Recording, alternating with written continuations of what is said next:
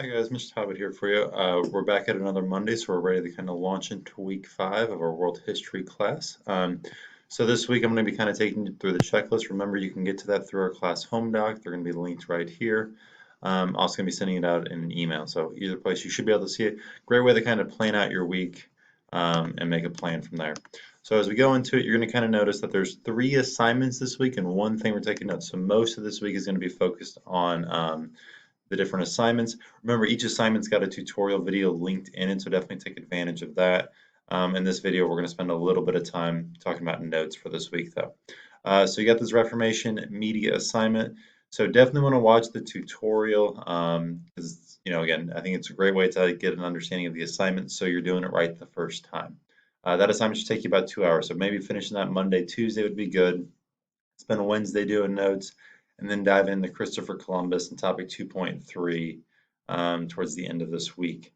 We can kind of see the different hours kind of laying out each thing. There is a discussion board that goes with topic 2.3, so make sure you don't forget to do that, as well as our assignment there. So I did want to spend a little bit of time this morning talking about the notes for this week. Again, we're carving out about an hour for it, and you're going to notice we got kind of 3 different activities for you to spend on that hour. We got slides or video notes that I provide. We have an ed puzzle, and we want to do both of those. And then the third thing, and we get to this through the screen folder in Schoology, is we want you to click through this what type of colonist are you simulation. You don't necessarily have to do the actual simulation. If you're trying to save some time and you just want to skip to the last few slides where it goes into the difference between French and Spanish and English colonists, that's fine.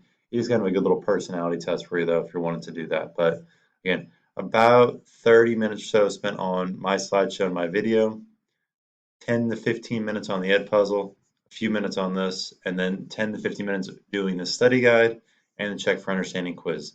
That's something to be doing Wednesday.